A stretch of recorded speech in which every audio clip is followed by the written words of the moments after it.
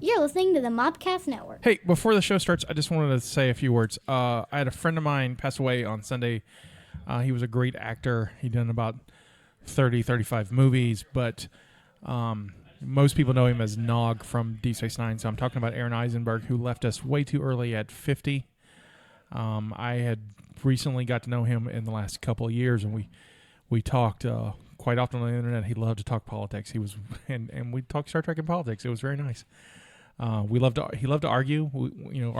Our political leanings are not quite on the same side, and it was really fun to have wonderful and healthy discussions with a human being.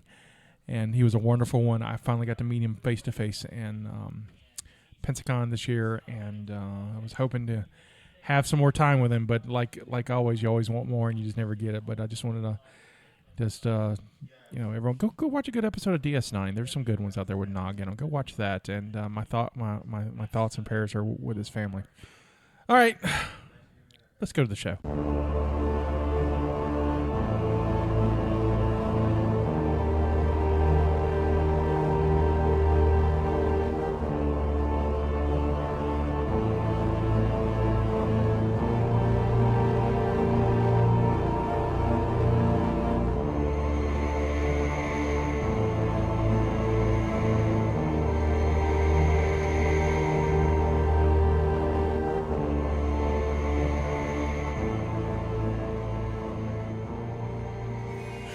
Welcome to the Cult Movie Cantina.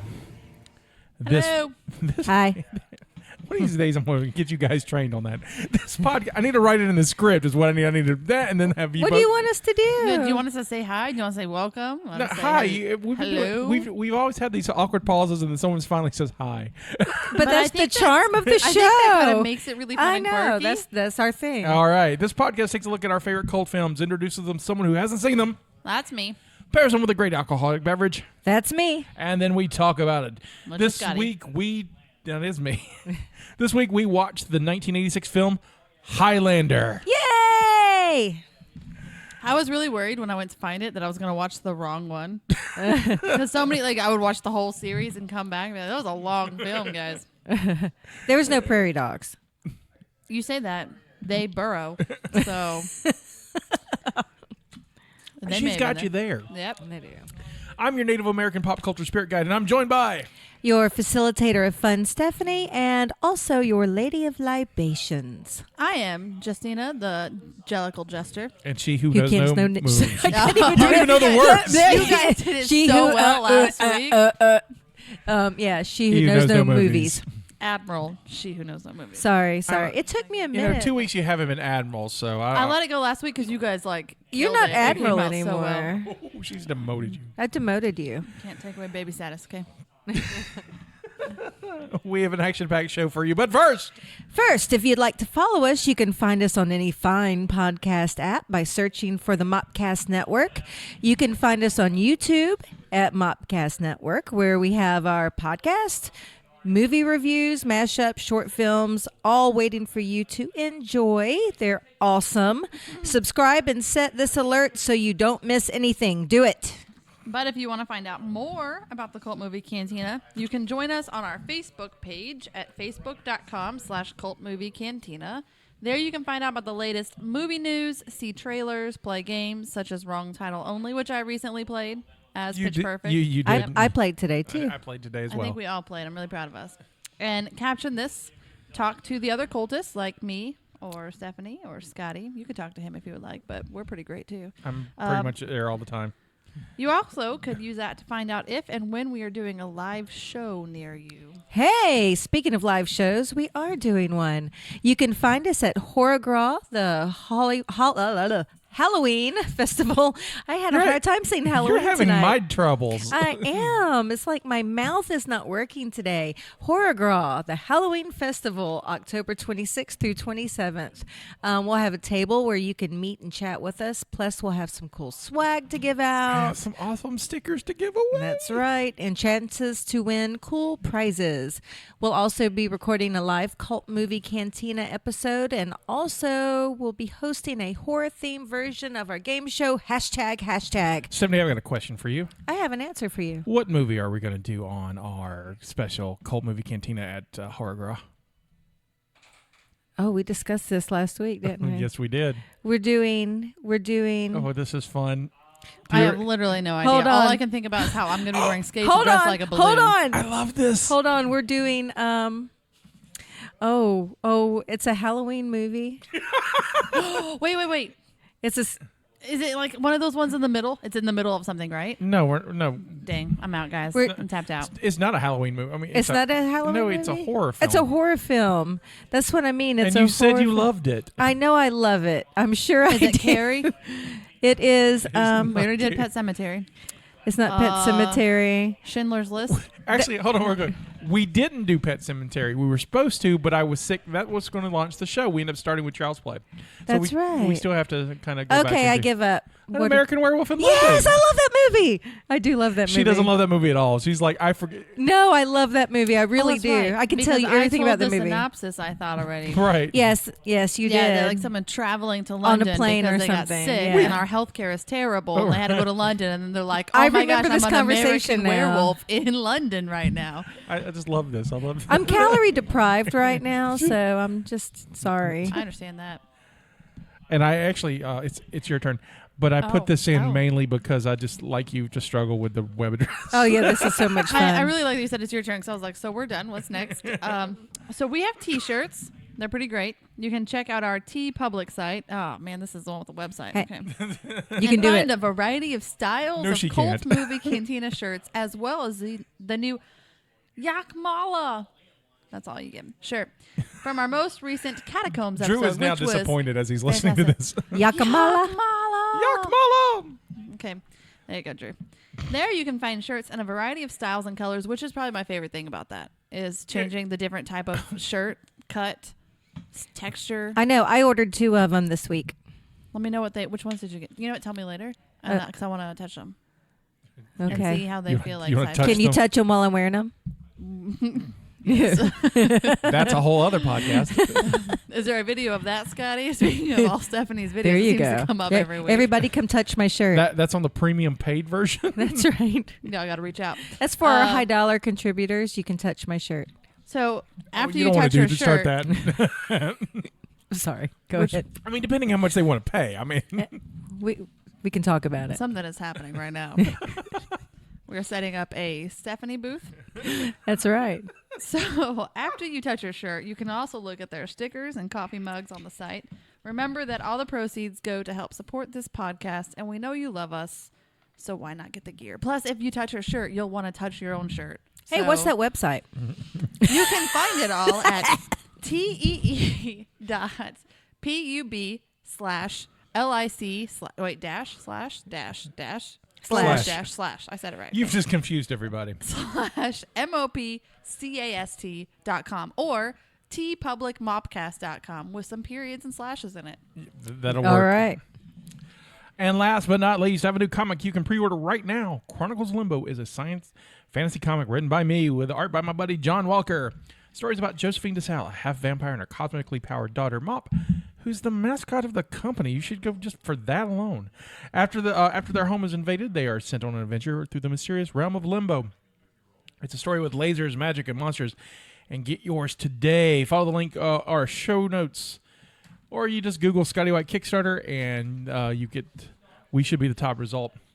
And if you back the campaign, you can enter a chance to win an awesome Scotty White Company prize pack worth at least $100. Plus, you will be able to pick one of the movies we do in January. And if you're local, you can touch Stephanie's shirt. She's adding that to the prize. So I like that your little spot that you get to do for funsies says follow the link in our show notes. Right? But mine is like, no, read out all the dots and slashes. All right. Again, this is the third week I've been promoting this, and I will explain to you again. It's like, it's not even at least yours make words.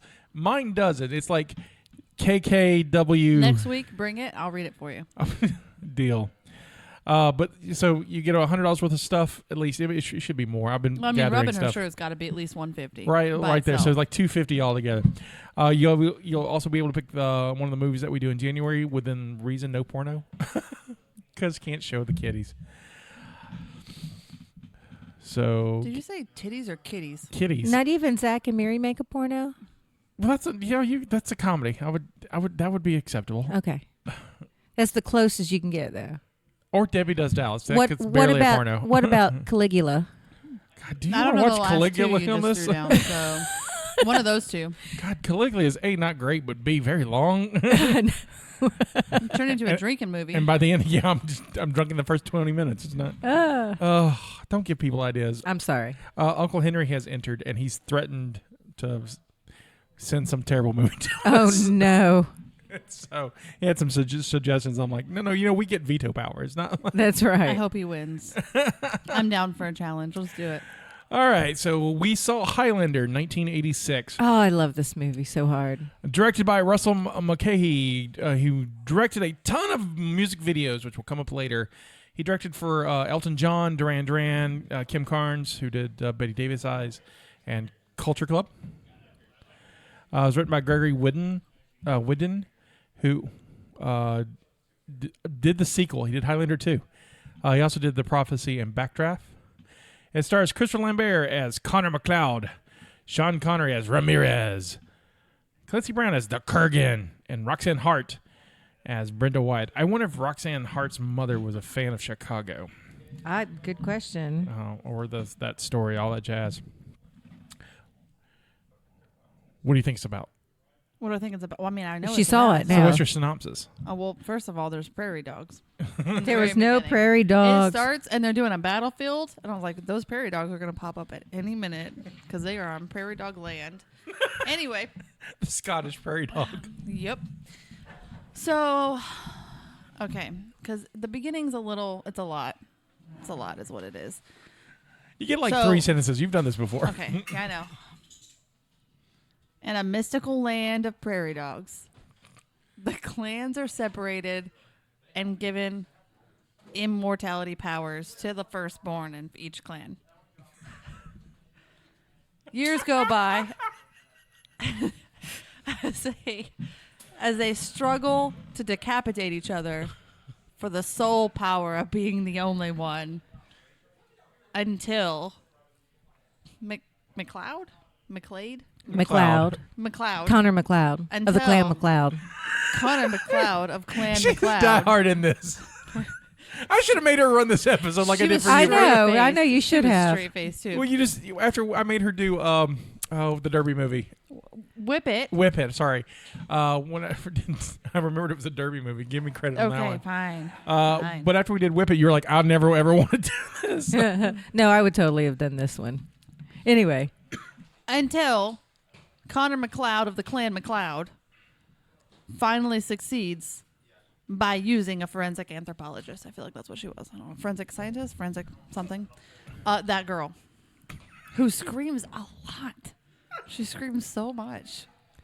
That was all extra. There was like a little asterisk for that last little I bit. got you. I in parentheses. I'll let you have it. Stephanie.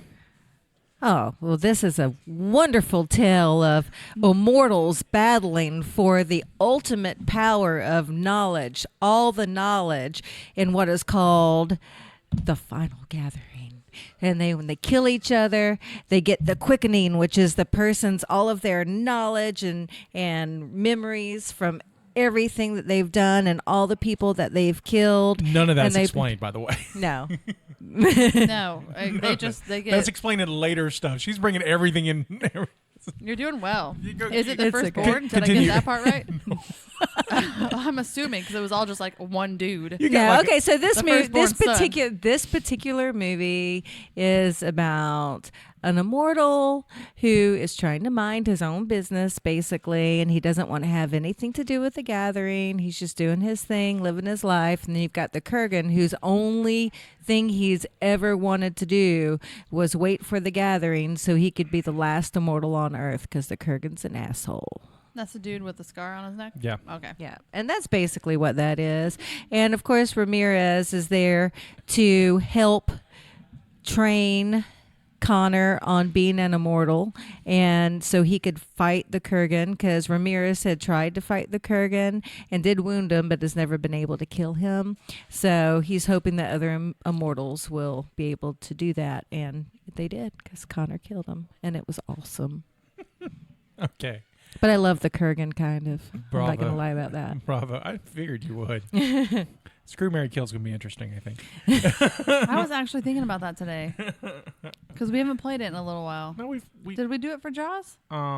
No, because it was Kid based. there was a lot of kids in Yeah, that, so we were yeah. just like, I think we skipped it. Here's mine.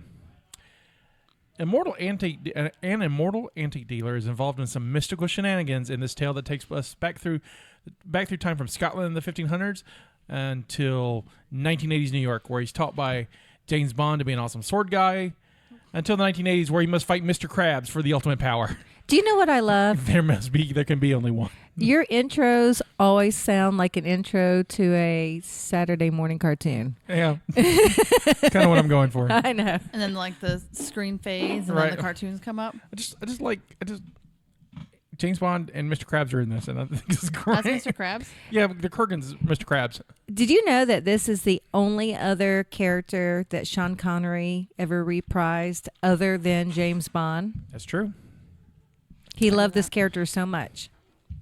I think Is it the outfit though? Because I would love that character if I got to wear that outfit. I don't think he loved the character so much. I think he just had a good time with Christopher Lambert. Well, they did have a good time, but he did like that character. So, are you ready for the sermon? Preach it. Brothers and sisters, gather round. So, stuff happens.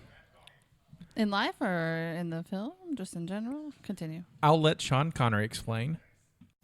From the dawn of time we came, moving silently down through the centuries, living many secret lives, struggling to reach the time of the gathering, when the few who remain will battle to the last. No one has ever known we were among you, until now. Then cue the Queen music. Here we are, born to be kings. We're the princes of the universe. Here we belong, fighting to survive in a war with the darkest power. We are so getting flagged for this episode. We won't be able to monetize this on YouTube like we monetize anything on YouTube. You can't like say we don't have rights to this and this and this and then leave you alone. Nope. What if I sing it? Yes. No, they still want money. Oh, that's sad. Meet Connor McLeod, an immortal guy hanging out at a wrestling match and having flashbacks to when he lived in Scotland. He decides to leave the match early when he's confronted by another immortal dude named Fossil. After some flipping and sword fighting, Connor decapitates him and gets this energy surge that causes a lot of property damage. The quickening. Connor hides his sword, runs away from the cops, but they find him and arrest him. So let's talk about that for a second. Yeah, a lot just happened. I would very much like to talk about that. So I guess I'll get us started. This sword, we later discover, is like, I don't know, ancient. Okay. Is it? And this dude's like, that's cool. I'm just going to throw it up here and leave it. Right. I'll come First back. of all, okay, not having seen this, first timer here. The movie starts. There's a wrestling match, which never comes up again. Like, he's just at this random Well, he's wrestling at match. Madison's. My English language issues tonight are crazy. Basically, You've had a He was wrestling at day? he was at the Gardens, just Right. watching an event. But it was like, it starts like that as if wrestling is what the movie's going to be about. Like, it starts I know, like I thought that it too. wasn't Yeah. about Prairie Dogs at all. It's about wrestling. No, And no. they really focus on the wrestlers, and then you just pan out to this one weird guy in a trench coat who wears a trench coat the whole time. So he can carry a sword. Right. Also, he wears a trench coat wrong. well, yeah. He wears it wrong. Yeah. Who cinches the belt in the trench coat? When you're trying to keep your sword from jingling. No, you Isn't that what all guys do? No, who's Y'all leave Connor alone. I'm serious. them fighting words? So I'm watching. She's really fun laughing at her dick joke. That's great. I'll let you have your moment. Thank you. Okay, sorry. Go ahead. But Yeah. I'm watching. He looks ridiculous with his coat, like it's cinched up like his mama dressed him. Just And he has it like that the whole movie. Okay, so this was the 80s. Fashion was bad. Yeah, okay, I'll allow that. So anyway, this guy's like, I'm over it because I keep having flashbacks to Braveheart, which was what that looked like. It looked like Braveheart. Sort of, And I need yes. you guys to know that I have not seen Braveheart. I've just seen But that you one know that scene that of kinda- Braveheart. And it popped up. I was like, he was in Braveheart. Like, that's what's happening right There's now. a couple of those guys in that scene that were actually also in Braveheart. Also, actually I in killed that. Braveheart. Right, they will be in Braveheart. Yeah. later They on. just utilized that same clip in Braveheart, probably. They just put that dude in the front of that clip is what happened. Anyway. So then he's fighting some other dude with a sword at a wrestling match in the garage, mind you, but still. And I need you guys to know that I didn't realize there was a collection of immortals until the very end of the movie. Oh. Like because they don't tell you. They don't. Wait. Until like the last one, like it's like You just have when to that assume. last guy and him are talking in the church, and then he was like, Well, and of yeah, course but- there can only be one. I was like, But when that dude in the Ramirez garage comes was an along, immortal, and he was trying to kill him. when Ramirez comes along and starts telling them about immortals, that kind of infers that there's others. I kind of gathered it there a little bit, just because he says, "What if it's just us two?" And I was like, "Oh, there's a whole collection of them, kind of." But then at the end was when I was like, the guy in the garage was an immortal he killed. Well, that explains some things because he decapitated him. Okay, Right. okay, wait. So many things clicked at the end of the movie. Okay, all right. So let me back this up real quick. So after he decapitates him, all this energy stuff, the guy floats and Yeah, all this, it was weird. And you were just like, okay, cool. Like it. You just thought that was Honestly, normal at after you that decapitate moment, someone? This dude was at a wrestling match. I thought it was about wrestling. This movie's gonna be about wrestling. Then there's a sword fight happening in a garage, and then there's magical lights. And then he ditches his sword after the magical lights, and he like obviously absorbs power. And then he's like, I don't need this anymore. And then quickly goes to leave, and then they just stop him at the top, and they're like, "You're driving off in a hurry. You want to come with us?" There's like 8 cops with guns going, hey, you were driving off in a hurry. Yeah, somebody got decapitated, and you're leaving fast. They We'll don't ask you even a couple know there's a questions. dude decapitated. They don't know No. that yet. Like, why are they there? Why are there so many cops suddenly? Just because they heard the magical power, the surge. Okay, once again, they're at Madison Square Gardens, which is a big venue Okay, I do at a keep big forgetting event. that. I appreciate you keep bringing it up. And so if you see lightning and shit coming from the parking garage, They're like, I'm not going down of a there. pla- We'll just hold off the of entrance. a place like Madison Square Gardens during an event, you're going to get a whole lot of cops coming to check I would it out. either call New York City Power or the Ghostbusters. Be like, look at I'd be every like, I don't get fire paid enough for station. this. So that was it was a lot happened in the beginning, and I'm not gonna lie, that scene, we got to the end of that and he got arrested or whatever. It's like, I don't think I'm gonna like this movie. So I don't know. I don't like wrestling that much. I feel like it's gonna be about wrestling. They never show back up. It doesn't make sense. I like how you're like kind of sad about it too. You're like, I don't like wrestling, but Like it started, never bring and you like, back the wrestlers were all animated and they were getting into it. And I was like, okay, it's a wrestling movie. Those are real wrestlers too, by the way. Never again. They were. That's all. They just wanted them for the namesake. Apparently, it's just be like, let's put that wrestler in here. I didn't put this in the trivia notes, but originally that was supposed to be a hockey match. Yeah. But the NHL were like, we don't want to be associated with violence, and you're like, I'm sorry. have what? you watched hockey? Isn't that like the whole thing? It's like right. People watch hockey for the fights. people start fighting during hockey. Like, oh, okay. Anyway, maybe that was a different time. Maybe the fighting is current, recent. Maybe I said maybe. It's hockey. I just You're want right. to talk about fossils fighting.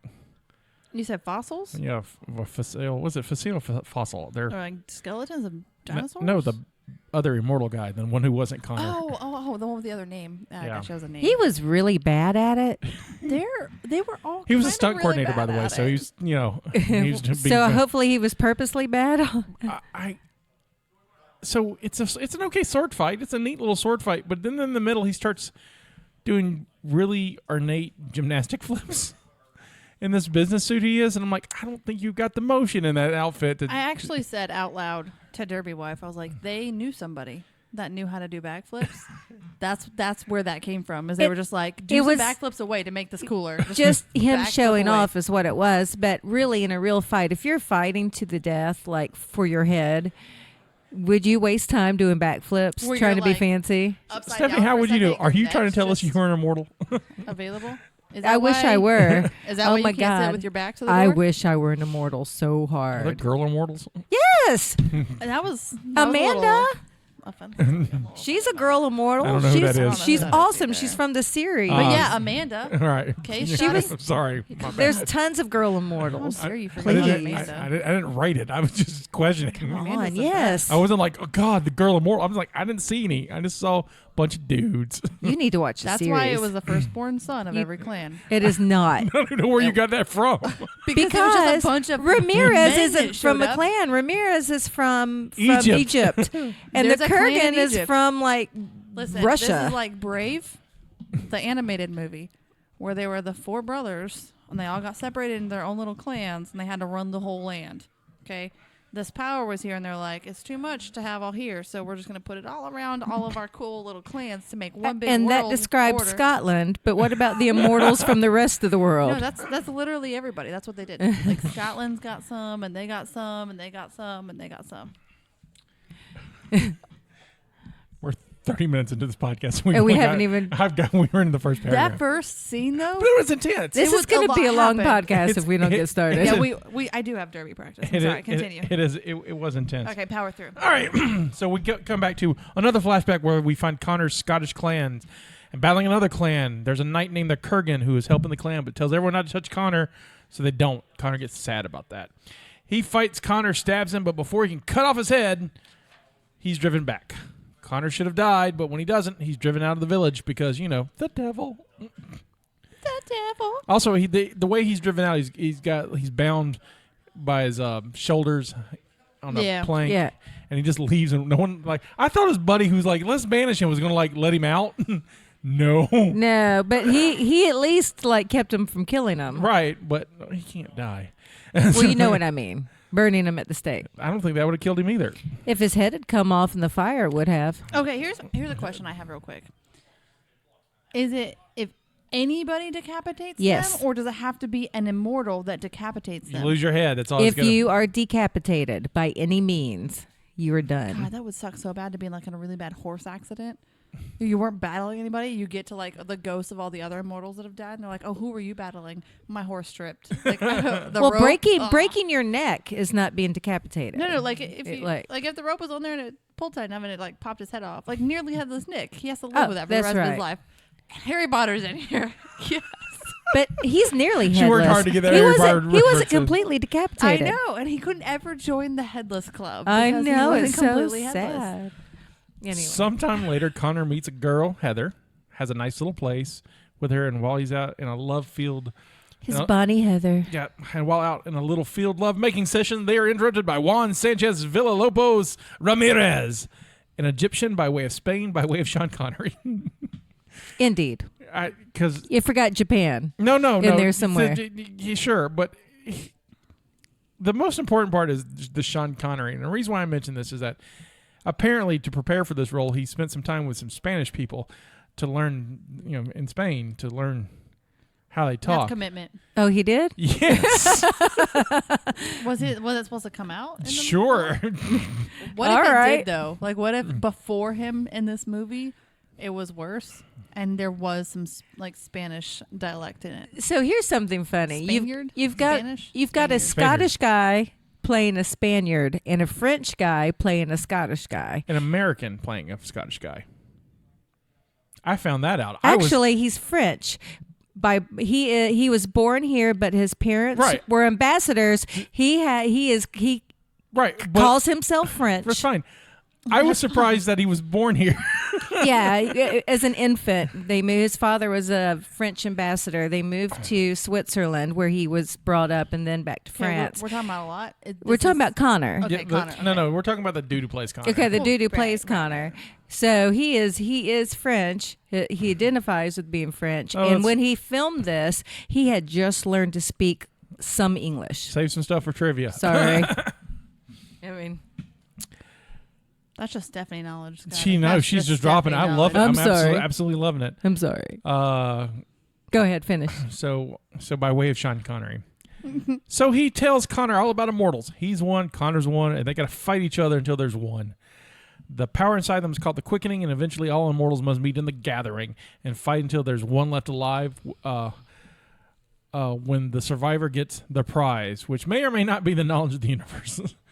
Ramirez trains Connor to be a better fighter, but the Kurgan shows up and kills Ramirez. Connor spends his time with his wife, his dear Bonnie Heather, till she dies of old age, and then he goes off into the world. I thought they had a kid first. Oh, I have a couple of thoughts. They can't have kids. But I thought they did because she walked up when he was looking for her one time with a bundle that she was carrying like it was swaddled. I was like, oh, they had a baby. And then it never showed up again. Did you like, I wish I could have your kids. And I was like, what happened to the one you were carrying in the field? Did you purposely leave out what he did to Heather? What the Kurgan did to Heather? It doesn't come up till later. What did the Kurgan do to Heather? He raped her. I missed that part. He totally raped her. I didn't miss something that Scotty missed. I missed it. I Yeah. was researching. He killed Ramirez and then remember- raped I him. Because remember he killed was Ramirez. bragging about it in the church, and he was like, when Oh, I that's killed right. him and I raped his I woman. Yeah, I remember. Oh, that. he lied. It was, It was your woman. Yeah, I Yep. forgot. But I thought she had a baby because she was walking up, and it wasn't like she was just hauling something. Like she was holding it like a baby. But also, I really appreciate that he drowned Connor. I understand he can't die, and drowned is not the opportune word here. But it was interesting to be like, oh no, you're immortal. Flip the boat. Bye. And then he was like, no, you can't drown. And then he was down there. He was like, I'm alive underwater. It was film friendly. Yeah, It was a neat little like, no, he can't even drown. Yeah, People. there was some funny training stuff. They trained a lot in this, and there were some beautiful shots in this of them in the Scottish Highlands and The training. It's so pretty. The setting was gorgeous in this. But most of a lot of what I've enjoyed about it was just like kind of want a vacation there. Right.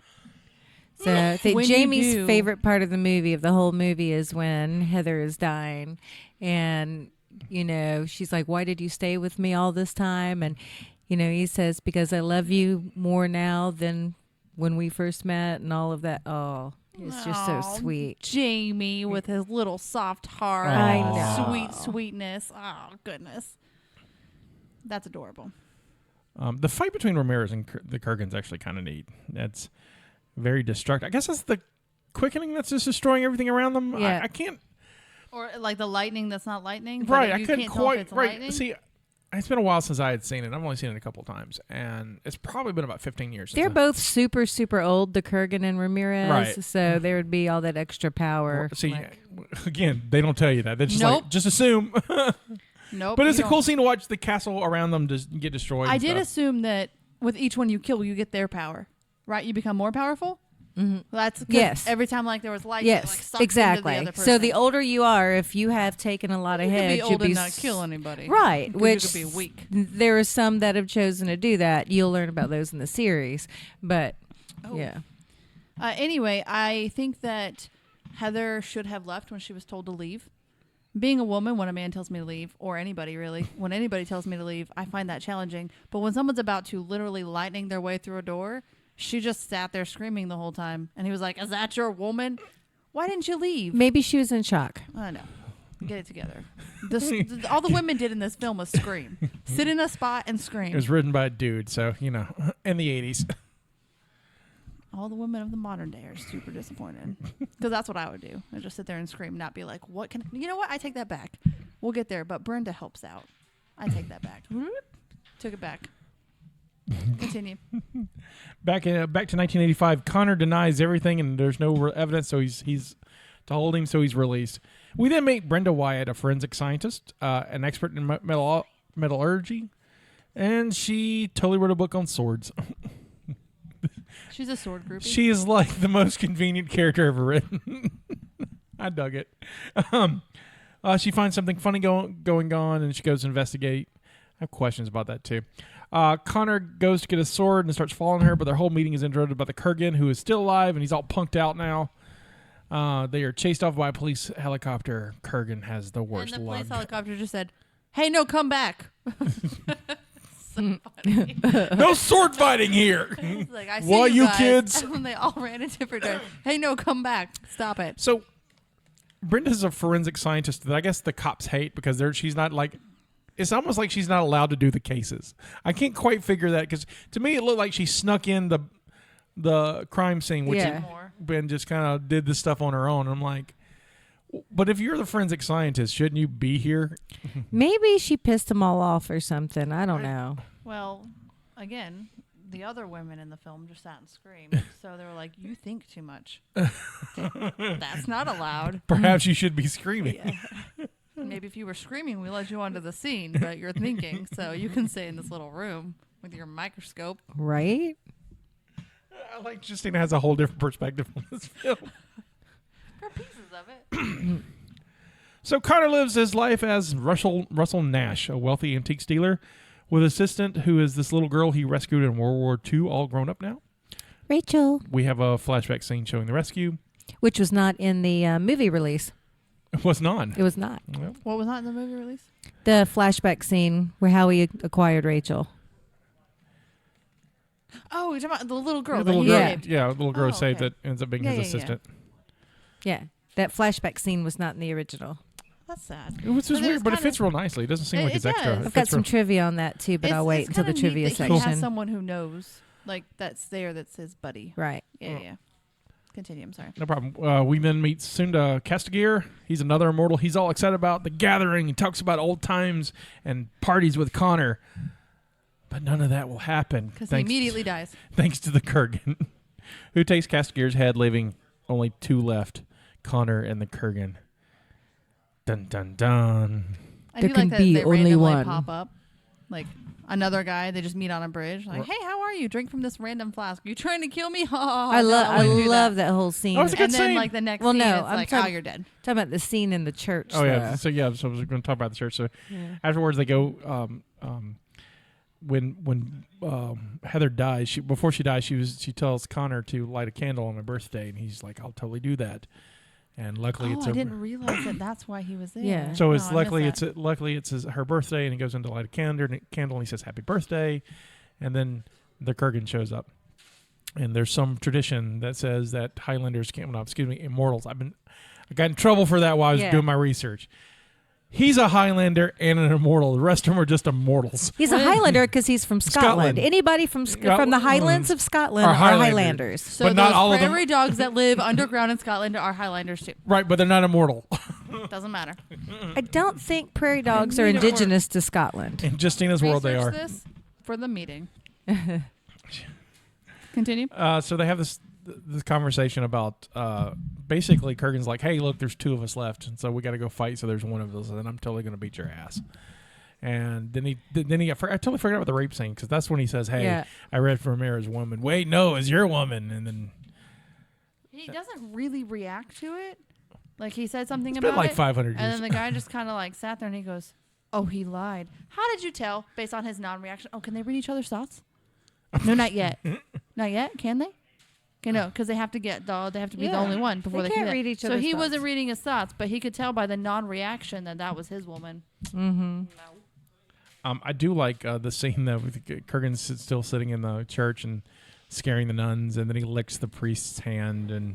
So do you know that he went, not the Kurgan, but Clancy Brown went back and apologized to the nuns and priests after that? I feel so bad. Because apparently there were real nuns and priests. They're probably cheaper. Yeah. So he felt bad and apologized to him after the scene was over. That was really intense what he did. So Kurgan And finds he out. showed up with safety pins on his neck. Ugh. Sorry. So Kurgan finds out about Brenda and kidnaps her to draw Connor out to a fight on top of a building in New York City. It's a back and forth fight, but in the end, Connor wins and he receives the prize. Now he's immortal. He can have kids, and he returns to Scotland with Brenda. Huzzah! Okay. The end. The end. So I find it interesting that this dude tells him about how he raped this woman and finds out that it was his woman. And then Connor's like, it's okay. I know this guy's around and he really wants me to die because there can only be one. It's a good time to go bang this Brenda chick and then make googly eyes at her in public when anybody could see Oh yeah. so that we can establish that there's something here so that he can just do something to this woman too. And have that really useless dramatic scene where he's like I guess they're at the zoo and he's just like looking away. Yeah, he took her on a date. Like he straight took her on a date to the zoo after they had some intense But he's very lovemaking. distant. He's very Edward-like in like Twilight. You're talking about? Oh, I thought you were talking about Scissorhands. No, Edward and Scissorhands was just very So he Scissors smells for bad and hands. sparkles? probably. Because that's what I think of Like every Edward. time the sun comes out, he's like, Gotta get Edward the shade. Scissorhands would be very aloof and just like, I don't know what's going on because I have scissors for hands. And Vincent Price kept me in a house. You're right. You're so right. That's still where my brain went when you first said that. I saw that in theaters. I did not. No, you were like, I have seen that movie though. wow. That's a Thank good you. movie. It is a good movie. Very sweet movie. Cut hair I and bushes. You want to make any comments for the end of this film? What I did- don't know when I'm allowed to comment all my stuff. I have to wait for certain parts of the All right, podcast. All right. Well, if it's trivia, let's pause on that. Okay. If it's just comments about Okay, what this happened. isn't trivia, but I mean, has to do with the movie. What leads us into the series is that it turns out that it wasn't the final gathering when the Kurgan and Connor fought. What it was the start of the gathering. So that's why the series came about. All these other immortals started battling each other. So many clans. It's no. All those firstborn sons. I just like watching Stephanie's faces get crestfallen. I like when I do this to other No. movies. You're just like, No. I don't know, like that. But in this one, No. she's like, it just "Stop turns out that speaking." Duncan and Connor are related. So that's how they link the shows. That's how they call the other show Highlander. But how can Yeah. you get two immortals in the same family? Okay, that's not fair. They're not. It's like the Hogwarts tri-wizarding tournament. Maybe one Wizarding of them was a tournament. bastard from Each somewhere else. You house don't know. Gets one, not 2-1. They're like 200 years apart or something. Doesn't matter. I didn't see the birth order in any rules of immortals.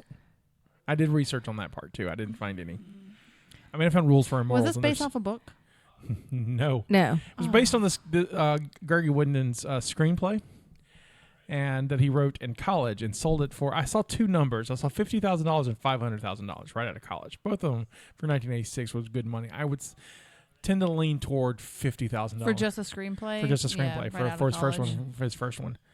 So I was like, this one looks like a typo, but Yeah. for 86, $50,000 is a lot of money.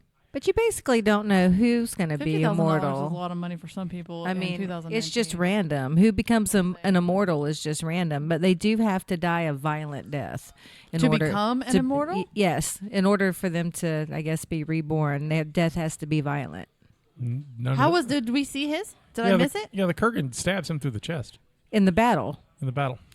Do you know how the Kurgan died? because his woman, like he was writing, and then I forgot all of that. Okay. And then she's like, "Come back I have to that in the me. Apocrypha. Come Oh, back how to the Kurgan me." died? Yeah, I have it Well, in the- see, this is why I don't know when I can talk. I did forget about that he dies, because then they're like, "Stop The crying, Kurgan woman," because it's another and woman Ramirez that cries. both had violent And deaths. they're like, "You don't all need to all cry. immortals He doesn't have need to hear violent you deaths. cry is I the don't last think- thing. I don't think I have Ramirez's death. Oh, I do. So I know how he. I will let you say that one because I don't think I have that one in my notes. I don't remember reading it.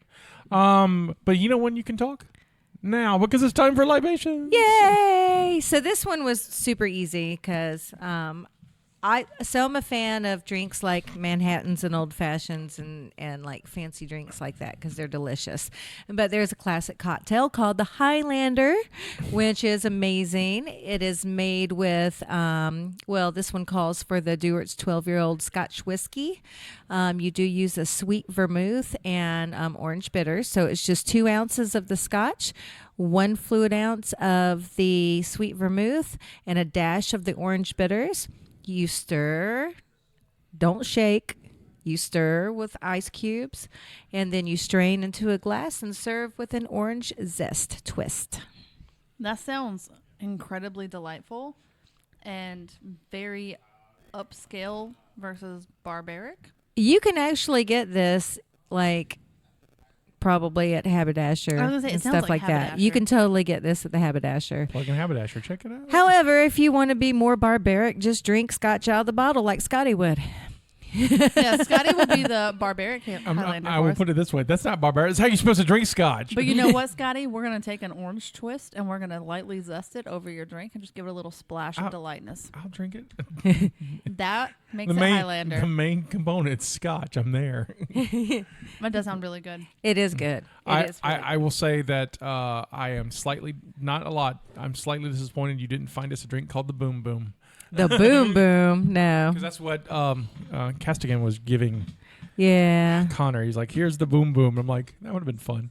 Oh, we should have requested it. I was trying to go Homework for next week. do the boom boom. Find us a boom boom. I can do a boom boom drink. I could also do a boom boom drink. Homework for both of you. No, like I want to drink it. Like, she's gonna find it, and then I want to drink it. Sounds good. Yeah. All right. So here's some Apocrypha. Gregory Whitten's original screenplay was much darker and grittier portrayal of the Highlander universe. The main characters are also different in several ways. Connor was born in 1408 instead of 1518. He lived with his mother and father. In the draft, Heather, Connor's beloved wife, does not exist. Connor was promised to a young guy named Mara, who he loved with all his heart, but who later rejects him after he becomes immortal. Connor leaves his village instead of being banished. His alias in the draft is Richard Tuppen, and he uses an assortment of swords rather than just the katana that he took after Ramirez's death in the movie. Ramirez was a Spaniard rather than an ancient Egyptian born more than 2,000 years earlier. The Kurgan was also known as the Knight, and using the alias Carl Smith, was not a savage but a cold-blooded killer. Brenda was known as Brianna Cartwright. Other major aspects were later changed during rewrites. Initially, mortals could have children in the draft. Connor was said to be 37. The original movie set in Washington, D.C., and Pennsylvania in the present day rather than New York City. And the final showdown took place in a museum. There's a novelization of the movie that delves into the Kurgan's backstory. His first death occurred in 970 BC because... his father beat his head in with a rock. Yes, crushed his head with a rock. I mean, not that I condone his bullying behavior because he was kind of awful. No, this is when he was a baby. But, I get it. That's what I'm saying. But, I get it at the same time. He needs some love. Somebody needs to just go, oh, honey child. Like, those nuns that were scared of him should have just came up and been like, you need us. Do you know that people on set were scared of him? I would be scared of him. Too. Mainly because it's Clancy Brown. And the first time I noticed Clancy Brown in a movie was Shawshank Redemption, and he's terrifying in that. So. I didn't recognize him, and I've watched SpongeBob. But they use, he's tall, but they use camera angles to make him look taller because he's actually shorter than my boys. Yeah, but you have giant children. I do have giant children. I thought you were referring to Connor as your boys, and I was trying to figure that out for a No, second. no. And then Scotty said something My about your actual children. boys. I was like, okay, cool. I know where we're at. Upon returning to life, the Kurgan proceeded to force his father to swallow searing hot stones, killing him. Then he wanted to join a group of bandits that raided caravans. He eventually encountered another immortal, the Bedouin, who revealed to him his true nature, and he became the only person the Kurgan could label as a friend. So Did he kill him though? Like, you're right. Yeah, of course he did. he's like, oh, you're my friend. There can only be one. Pretty much. During the intervening centuries, the Kurgan took an incalculable number of immortal heads, circa 410. The Kurgan joined the Vandals, the Goths, the Visigoths, in taking Rome and other Roman settlements. Also, fighting with the Goths against the Huns, he would later ally himself with the Huns directly, fighting us on alongside Attila around the year 453. From the 5th to 13th centuries, the Kurgan would spread terror with the Tartars of the Gobi and ancient Turkey, as well as the Viking raiders and the Mongol horde of Genghis Khan. So he's like, you guys fight? Cool, I like fighting. Oh, these guys fight better than you guys. You guys fight? I like fight. That's what it seems like he did. He's like, pretty hey, much. I can fight. You guys are fight. How did Ramirez die? Because I didn't have that. It's funny story. It's kind of anticlimactic. He was run over by a cart in the streets of Egypt. See, that's super depressing. How'd you get this power? Cart man. Cart got away from us. I will take a cart running over me to be immortal, but I'd be terrible. I can't sword fight. Even if you taught me, I couldn't sword fight. Well, then you would have to be like Mythos, who becomes a watcher. Do you have to be a sword fighter though? Does it have to happen with a sword? You just have to decapitate. You could get apparently, wires, Scotty, and just go like that. Apparently, I don't know. Become a Ninja Turtle. I got nunchucks. Figure it out. Do you guys ever wonder though? This is my only issue I've ever had with the movies or the series especially, because there's a lot of immortals in the series. It's like tons of them. It ran for 6 seasons. Where in the they're just casually walking around, and all of a sudden they whip out these big ass swords, and I'm not talking about little swords, big huge swords. Where the hell do they hide these things? Carefully. Well, we can say the trench coat, but the way he was sitting at that wrestling match, he did not have his sword on him in that moment. Oh, they always have their sword on No, them. like I know, but I'm just in telling life, you. maybe but in the filming of that film, he did not have that sword on. But that's him while he was sitting always. in that We always like, where are they keeping their swords? Do they It's walk like they crazy. have peg legs? I don't think so. Anyway, Although Queen's songs have been closely associated with the franchise, they were not actually the original choice. Before Queen decided to do the soundtrack of the film, David Bowie and Sting, who was considered for the role of Connor McLeod, there was a lot of people who were considered for Connor McLeod, and Duran Duran were considered instead. The now Duran Duran mainly because of the director's association with him. they would have been okay. They would have been fine. Any of these would have been great. The now largely forgotten prog rock band Marillion, who also had a big success in the UK in 1985 with their Misplaced Childhood album, turned down the offer to record the soundtrack because they were busy on tour. Guitarist Stephen Rothery later said in an interview that this was a really stupid thing for them to turn down. Oh yeah, indeed. A scene was filmed, but was lost because the footage had been destroyed in a fire. The Kurgan fights the immortal Young Doll Kim in an office building in which Kim works as a security guard, and the fights end with Kim refusing to pick up his sword and fight the Kurgan, and he proclaims that he's done with the fight and wants peace, and then allows the Kurgan to behead him. Mark Singer, who I just met 3 weeks ago, he was in V, and most famously for the Beastmaster, was the top choice for the role of Connor McLeod at one point. There probably would have been Prairie Dogs had he been Connor McLeod. But he turned it down due to scheduling conflicts, mainly with V. Mel Gibson, Peter Weller, Michael Biehn, Ron Perlman, Christopher Reeve were all considered. According to Hulk Hogan, he was offered the part, but turned it down to focus on his wrestling career. For like the beginning, I'm Yeah. an was immortal he offered brother. the part at the very, very beginning Yeah, when as they a were wrestler? no, as Connor. There's no way. I'm sorry. Do you have why they picked the person they picked? No. Because everybody was considered. Like, what made him stand out over the others? Well, he had just finished the Tarzan movie. Yeah, Greystoke. Greystoke, and so a lot of people were looking at him after that. He had done, of course, French films, but that was his first English-speaking film, and he only had a few lines in English, but they liked his look and all of that. He was also probably cheap. He was in their price range. That's a lot of because he was new. Since then, he's done lots of stuff. When this movie was in early development, Scott Glenn and Roy Scheider, who was in Jaws 2 with us, were the top choices for the Kurgan. He was a cop? Yeah, the cop was the top choice for Clancy Brown, and I'm like, No, I don't see that at all. He's also little, and I just can't see him with a sword. He's very tiny and scrawny and compared to the guy. He's a fine actor. I just do not see him as the Kurgan. Rutger Hauer and Nick Nolte were also considered. I could see Rutger Hauer. I could too. Matter of fact, I think he was in the series. Maybe he had guest in the series. Liam Neeson was also, and Liam Neeson, Gary Oldman, Jeff Goldblum were also considered to be Connor early in their careers. Oh yeah, because of Rob Roy, I guess. No, this is way before that. This is before Rob Yeah. Roy. Liam Neeson was in Krull and Excalibur Oh, okay. Well, I knew that. back in it, so that was prior to this. My dates are off. I don't remember when Rob Roy was done, but that was an amazing movie. That's a 90s film. That's after Darkman, I think. So 92, 93. Okay. So some bar trivia, which you probably have a lot more to add. So I Okay, can't- tell me what you have. So this is what I've got. The sword sparking while clashing was accomplished by attaching wires to each sword that led down the arms of the actors to a car battery. Once the connected the positive terminal and the other to the negative terminal, the swords would create an arc. So that's how They plugged them up to car batteries during their sword fights? They plugged them up to car batteries. They Different could have time. just learned in school and used potatoes. That's all I'm saying. All right. Potato. Taters. Mm-hmm. Christopher Lambert had just barely learned to speak English when he took the role.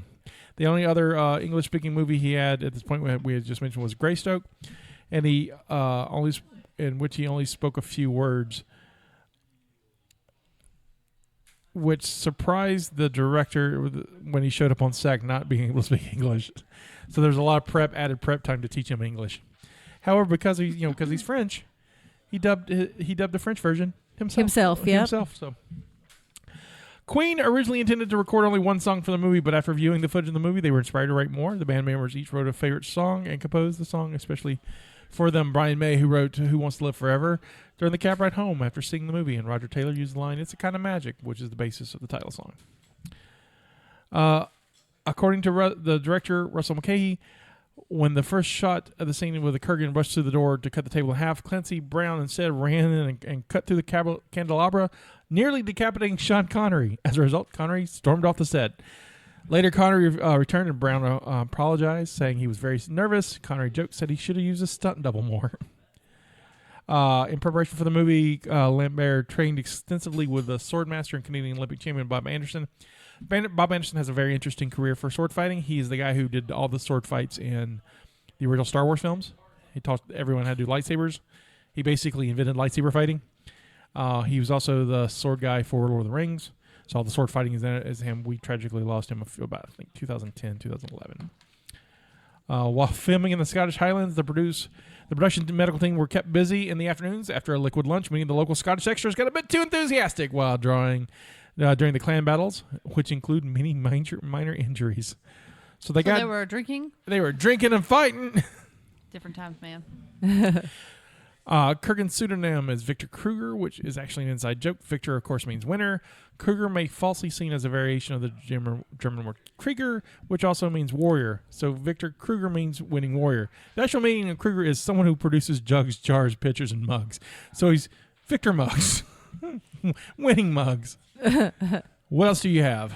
I just have that the scene, the flashback scene where it tells the story of how he acquired Rachel, was something that was added on after the shoot, and all the actors and everybody did it for free because they had enjoyed working with each other so much. That's so neat. It's a good scene too. It's a really powerful scene. I think it makes a difference too. Like you can tell when everybody meshes together. Right. And it seems better. It was really good. And, a couple of things like which is big for, people who are music fans. So, the scene where in the church where the Kurgan, quotes lines from Def Leppard, it's better to burn out than to fade away. Right, that was completely improvised. So. That's neat. Pretty cool. Also, that line's also in Neil Young's Hey Hey My My. It's in a lot of songs, but it's also in it's both of those songs. I wonder if that album's before or after Highlander though. The Def Leppard song is before. Is it before? Because it's Pyromania. Is it Pyromania? I could never hear that. Yeah, that's Pyromania. So, all right, cool beans. So cool. I have no trivia. But the series is so good. We'll talk about that in a little bit because I'll let you talk about it a lot because I don't know much about it. Okay. However, let's play a little game called Screw, Marry, Kill. Yes. All right. So there's an addendum to this rule for the kill part. It has to be a decapitation because there are more. So who you get? So it's more like screw, marry, decapitate. Can I tell you how I decapitate them? Sure. Cool. All right. So this one's easy. Our choices are Connor, Ramirez, and the Kurgan. You can go first. Okay. So Connor's one in the fancy suit. No. Connor is the main guy. Ramirez is the one in the fancy suit. I was thinking of his name. Yep. Okay. I thought you were going to call that trench coat fancy. No. It actually made me dislike trench coats more. So we've got... Who was the third one? The third one is the guy with the cut neck, right? Mr. Krabs. Okay. So, Mr. Krabs is going to die. He's got to go. But even when Connor killed him, he did not cut his head off all the way. Did you notice that? It didn't, maybe eventually came off all the way, but it only went halfway through. So he's really hard to decapitate. So I would take probably chain and wrap it around and then drive 2 cars away just to make sure it happened. Ooh, that's vicious. Dude's a bully. Gotta go. Pretty awesome. So, but it's going to come off is what's going to happen. So then I would marry Connor because he seems like he would be really attentive and sweet. He really loved his wife and cared for her until she died. You could be his Bonnie Heather. Yeah, I could do that. And then I would screw the other guy because he has a fancy suit and he taught that dude skills. So I feel like he knows how to use his magic a little bit better. Fair enough. Stephanie. So my choices are the same. I would screw Sean Connery because James Bond. He's Sean Connery. Sean Connery. He wasn't James Bond yet, though. Oh, he was James Bond yet. He was James Bond in the 60s. Oh, just kidding. He- Just kidding. Yeah. So definitely screw Sean Connery or Ramirez. Would he need to change first? Would he? into a I suit? wasn't as crazy. He looked a little.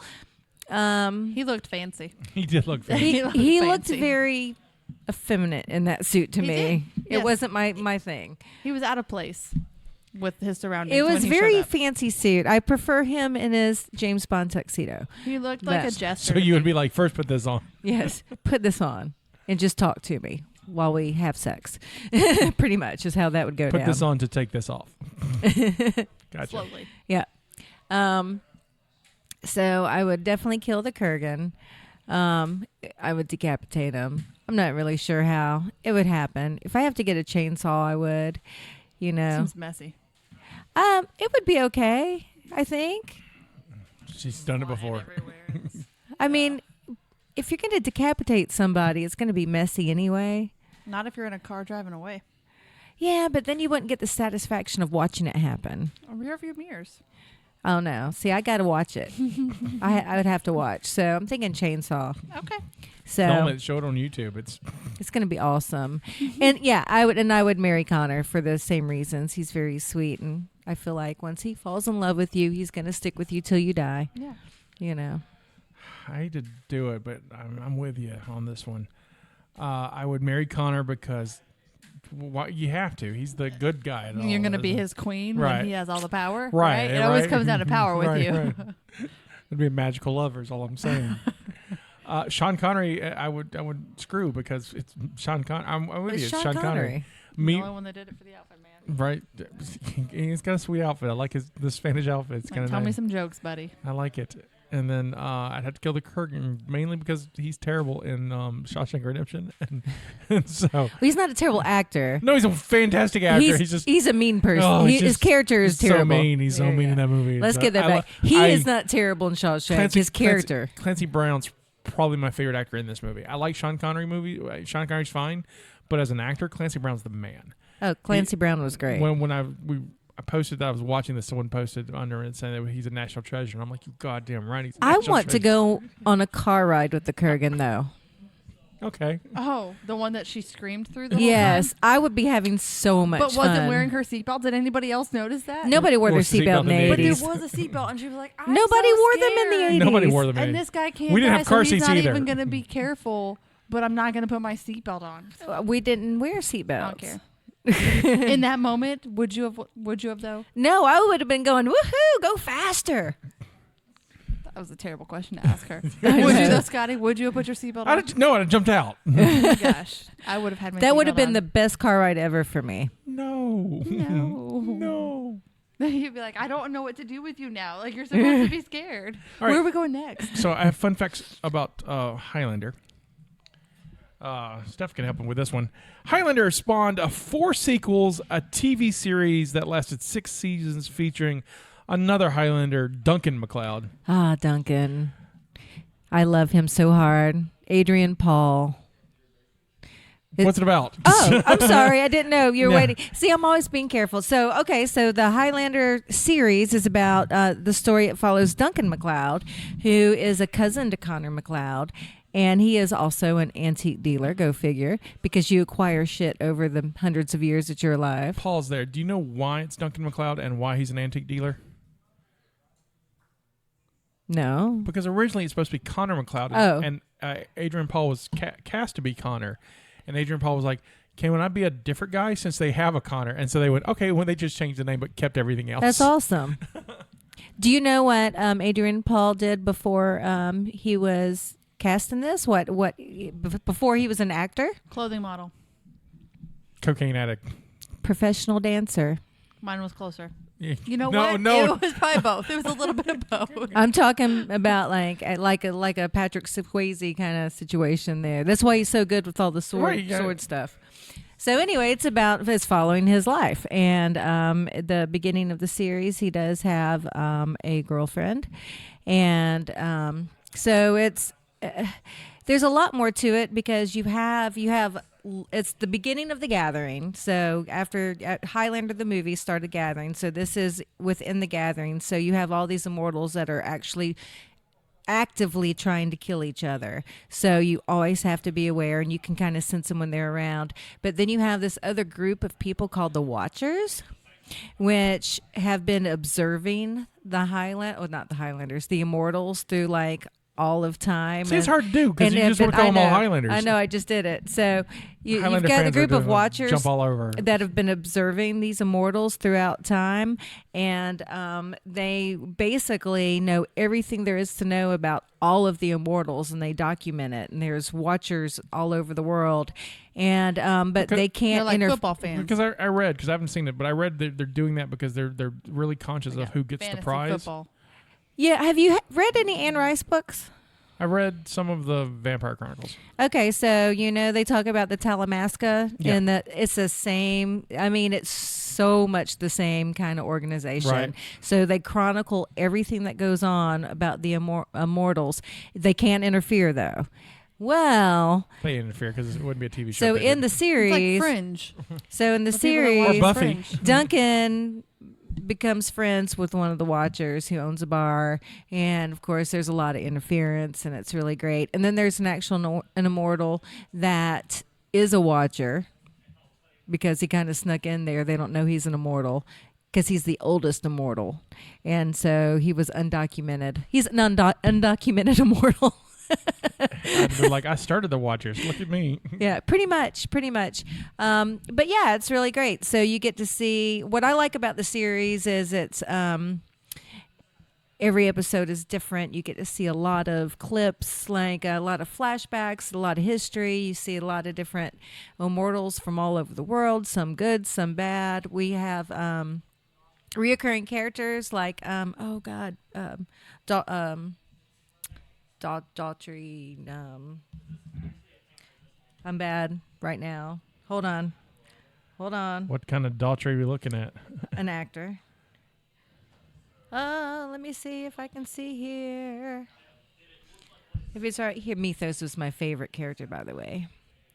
He's the Immortal Watcher guy, right? Yeah. I remember that from the beginning of this podcast. Roger Daltrey.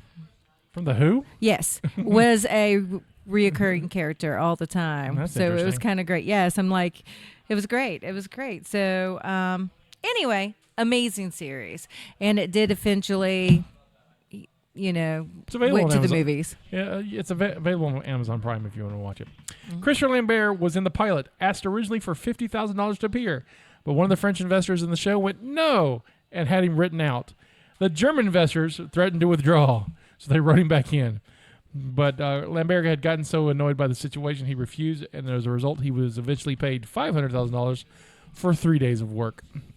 Go. Maybe that's where you got that 50 and 500,000, huh? Yeah. Yeah. That's how you turn $50,000. That's how you make that money. There's an animated series. I have not seen that. As it happens in the post-apocalyptic medieval 27th century, Ramirez, go figure, mentors young Quentin MacLeod, who must seek pacified immortals to gain their knowledge through non-lethal forms of the quickening and free the land of the evil immortal overlord Cortan. Because it's a kid show, so they can't chop off heads. I don't know who they would thought this would be a great idea for a kid show, but most of them are available on YouTube. That's crazy. There was a video game based on the cartoon on called Highlander: The Last of the McClouds, was released on the Jaguar. From Jaguar? From Atari. Atari had the Jaguar. I've never even heard of that. Me until this either. moment. The Not Atari either. Jaguar. It was the Atari's last system. 93 maybe. All right. There were action figures released. At the time, there are now action figures now released too. There was a collectible card game that was released. That's crazy. A lot of merchandising for Highlander. Rules of the Immortals. No immortals may fight on holy ground no matter who regards it as holy. Mortal Kombat is only one-on-one, no outside interference. Mortals must not learn about immortals. If you are killed, you move on, which explains right. how Connor did. I was going to try to talk to like a financial planner if I could to figure out if how you would set that up, but I thought that would be a weird call. When there are only a few left. All immortals will feel drawn to a distant land to fight for the prize.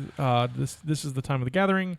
In the end, there can only be one. The last one will receive the power of all the immortals who have ever lived. So, closing the tab. The budget estimated was $16 million. All right. How do you think it did as opening weekend? This is March 1986. How much money do you think it made? 30 million. 47. 2.4. Oh. Well, that's really sad. Out of the top 10, where do you think it ranked? I will give you a hint. It is in the top 10. 9. I would say 10 with those kind of numbers. Number 7. It did better than you thought. Top movies. Can either of you name the top movies of that week? 86. Of 86? 86. Oh, yeah, no. I thought Bond happened after this movie, so I'm clearly out. Okay, guys. I have no idea. Number 1 was Pretty in Pink. Oh, I was not watching that today, but that's a good movie. It is a good movie. I love that Number movie. 2 is House. Like the TV show? No, it wasn't out House yet. is a horror film with William Catt, I don't remember that which movie. may end up on this podcast. Never heard of it. Number 3 was Down and Out in Beverly Hills. Number 4 was The Color Purple. Oh, God, I love that movie. And number 5 was Hannah and Her Sisters. I've never heard of that. How do you think it ranked in the top 100? I'll give you a hint. It is in the top 100. 69. 9.99. Just think it's very close. 98. Oh, wow. Can anyone name the top movies of 1986? Pretty in Pink. I will give you a hint. None of the ones I made mention that of the week No, I'm out again. did not. 1986. Come on, you can do this. Give me some 1986. I don't even remember. It's like I know movies, but I don't know when they came out, so I have no idea. Ghostbusters. No, that was 84. Okay. I know, we just... You know what? I give good credit for getting 2 years apart. I'll give you that. There you go. Number 1 movie was Top Gun. Oh, Really? see? Number 2, Crocodile Dundee. That's a shame. Number 3 was Platoon, which won the Oscar that year. Platoon was amazing. Not as amazing as Color Purple, which should have won the Oscar that year. Color Purple is my all-time favorite movie. Did not win the Oscar. It lost to Platoon, which is a damn shame. Yeah, it is a damn shame. The Karate Kid Part 2 comes in at number 4. And then Star Trek 4, the one with the whales, is at number 5. I hate that movie. Oh, the ones with the whales is terrible. So would you recommend this movie? Yeah, I would actually. I would have to give like a little warning. It's not about wrestling. Or Prairie Dogs? Make it through the first scene. It's going to get a lot better. So did you enjoy it? Yeah, I did. Overall? Yeah, I did. I did not in the beginning. I thought I was going to have to like suffer. I actually felt really bad because everybody talked about how much they liked it, and it started and I was like, this is terrible. I don't understand. Okay, I recommend it, but for me it was very hard to watch. My mind drifted a lot watching it. I can see that, but I feel like I miss a lot of information. Like right. I didn't know. Well, there's a lot of information they just don't tell you, Yeah. and you just kind of have to figure out. I loved the stuff in Scotland, which typically I when movies like this, I love modern day or future settings with swords and stuff. So I was Right. thought I'd be more into that, but I don't There's know. a lot more flashback in the series, I think. But I like the flashback stuff here. I think Sean Connery and Christian Lambert scenes together are amazing, and I wish there were more of them. The movie should have been that. I would have had less flashback. I'd do like an opening flashback, do the movie in the middle, and then have Kurgan fight at the end. But it's a fine movie. You want to see it? It's free on Amazon Prime right now. Well, I would totally recommend it. I love the movie, and Jamie and I, when we rewatched it the other night, we sat and made commentary throughout the whole thing, and was texting and was Facebooking other people that were watching it, and it was amazing. And the series is really responsible for our relationship. Right. So I wanted to talk about that before we go. This is the last. I'm saving the best for last. One of the few things I know about you. Well, I know a lot of things about you, but one of the first things I learned about you, because when I became friends with you and Jamie, one of the early questions you asked me how I felt about Highlander, and I was honest. I was like, I hadn't seen it much. And then you tell me this story. So please tell me your Highlander story. So on our second date, we had some miscommunication snafu with the whole first date thing, but we got to a second date, and so he invited me to his house, and I was gonna go. My father had just been diagnosed with cancer, and I was going to. This was a Thursday, and I was gonna drive Friday to Panama City where my dad was because he was having surgery. So Jamie says, well, instead of going out, why don't you just come over? I'll cook you dinner, and, you can just leave whenever you want to, and, it'll be no hassle, no stress, and all that. And I'm like, okay. So I go to his house, and he cooked dinner, and it was nice, and he had the wine. Yes, he had a baked fish with a butter mushroom sauce, a salad, and white wine. And as he told me at the time, was that the only thing he knew how to cook? The only thing he knew how to cook, which he has remedied. But I didn't know that, of course, at the time. You're like, oh, he can cook? Yeah, I was real excited. So in all this time, he's playing like Light Mix 99, and that horrible Delilah was on. Oh, my God. And later I found out he chose that because he thought it was a safe station. He didn't know what kind of music I liked. So it is he thought, a safe choice. I guess it is a safe choice, but the whole time. Sweetie's thinking about you the whole time. So I'm sitting here thinking, like, oh, my God, he's like being super romantic, and he's got Delilah on, and I don't know if this is going to be my thing, because I am not very romantic. I'm just not. And I mean, I do like certain romantic things, but I like them privately, and I usually don't tell people about it. That's how I am. So in my mind, I'm like, oh, he's going to be too romantic, and I'm not going to, this is not going to last very long. So after dinner, we sit on the couch. He's like, you want to watch some TV? You want to do whatever? I've got some movies because, this is before all the streaming. I said, well, what do you have?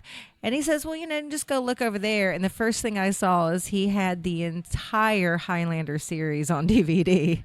And I'm like, holy crap. I said, you like Highlander? And he says, yeah, it's my favorite show. I've seen all these, so many times. And we got talking about that. And we sat there for hours watching episodes of Highlander. Aww. And I knew that he was going to be okay after that. He's going to be too romantic. You like Highlander? Let's decapitate some people. Yeah. It's awesome.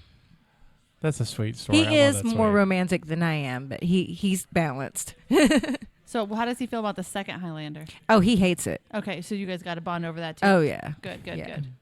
Well, we'll have to save the second Highlander for another show or another podcast. You can find us on you can find everything at ScottyWhite.com. It's been a long episode. Just go there. ScottyWhite.com. Just don't forget to back the Kickstarter and enter the contest so you can pick our movie. It could be Highlander 2. We'll watch it. I'm kind of desperate, so whatever you want. I mean, I'll talk about it for sure. This is me saying this is our contribution to the multiverse. Go out and make yours. Bye. And there can be only one. Here we are, born to be kings. We're the princes of the universe. Here we belong, fighting to survive in a war with the darkest power. Thank you for listening to the Mopcast Network.